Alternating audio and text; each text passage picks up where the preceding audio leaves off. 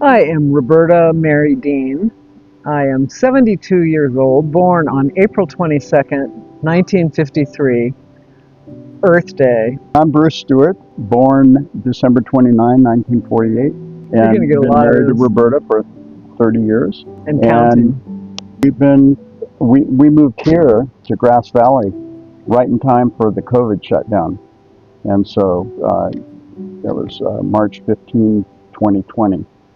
And who knew? We actually liked being together. Like the deal, you didn't have We to get didn't out of know your anybody pajamas, here, not even our neighbors. We knew no one here. So we were alone for 2 years.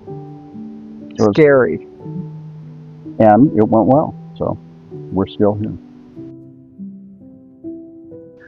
So I think we met for the first time in Washington, D.C. in an elevator, didn't we? Well, I was outside an elevator in a lobby. We were both on the board of the National Marine Educators Association.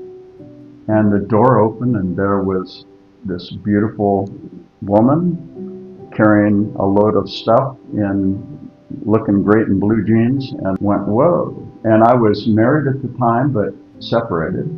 And I was engaged, I believe, at the time. And we ended up actually dancing together at the Icebreaker and found out that she was engaged and I was married. We ended up working together. I had taken a job at Monterey Bay Aquarium a year before it opened, way back when, and I had agreed to be on the advisory committee. Worked together, we were colleagues for a number of years, Yeah. really. And she got married and had a baby. Yeah. But then we worked together in 1993 when I had a 3-year-old and I was separating from my husband, my current husband, and you were. And I'd been in Grand Cayman leading a natural history dive trip with high school. We met up again in New Orleans at the same conference years later. Yeah. And I had a 3-year-old from my first marriage, and he basically raised Jessica, who's 36 now. I had 2 kids from my first marriage that were not my biological kids, but I raised them from the time they were 5 and 10, and they're still my kids. One of them is Lacey, and she lives in Belize, has a 17-year-old son, Zahir, and they're Rastafarian. Our stepson is Austin, and he lives in Louisville, Kentucky, and he has 6 kids, 15 and under. The last one born was a girl. So then all the rest of them are boys. And then we were lucky enough when I was 45 and he was 50, we got pregnant. And so we just have under the wire. We have a 28-year-old son, Colin, who just left last week. He was visiting. He lives in Southern California. So I'm very organized, and I am a detail person, and we've done programs that we've created together.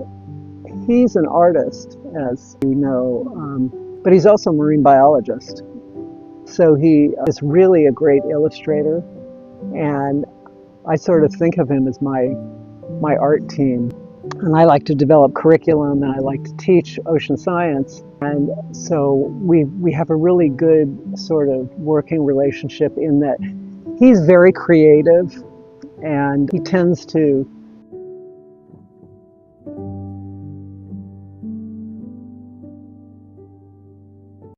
Well, actually, be on years that end before of the thing, and Roberta I tend had to her sort of run the first show. work experience, I was working at a drive-in restaurant, serving up burgers and malts and that sort of thing. And that was back in those days. You could make close to $1.50 an hour.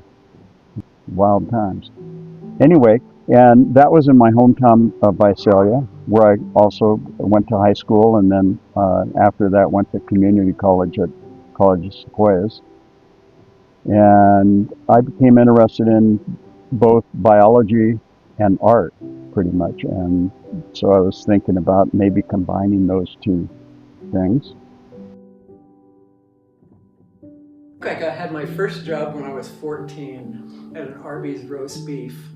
And I worked all through high school because I wanted to have my own money, in various places, worked in retail and I don't know, and waitressing and stuff like that. I went away to school. I left home at 17. I graduated early from high school and just drove my car until I ran out of gas in Napa. And I stayed there for a couple of years. I enrolled in the community college and got an AA degree. I started out in music and then ended up in education because while I loved music, it wasn't the major for me. It wasn't the thing that I really felt passionate about. Really, I wanted to be a teacher and got an AA early childhood education degree there. Started working with special needs kids in the Napa State Hospital. I was really interested in autism. 3 teaching credentials in special ed and a K-12 so that I could teach across the board. It was then, probably towards the end of those years, that I got really interested in teaching about marine science and teaching about the ocean. And I was associated with the Bodega Marine Laboratory. And I started bringing kids out there. Class, I was in a rural 1-school district. I was the special ed teacher, I was the gifted ed teacher, and I was the ESL teacher. So basically anybody that didn't fit into the mold was sort of dumped into my classroom. And I started taking them out to the Bodega Marine Lab to do field work with graduate students out there. The thing that I discovered was that people that worked with my students couldn't tell the difference between the special ed kids and the gifted kids when they were in the field. And I thought, well, that's interesting. So being out in the field and hands-on in a place where they were really interested sort of cut through all of these categories that the kids were supposed to be in, designated in school. And it really got me interested in teaching ocean science. In the early 80s, I started a program called Sonoma Sea School grant and was a nonprofit and started bringing kids out to the ocean, and I quit working in the public sector at that point. Married to him for 30 years, sometimes happily married even.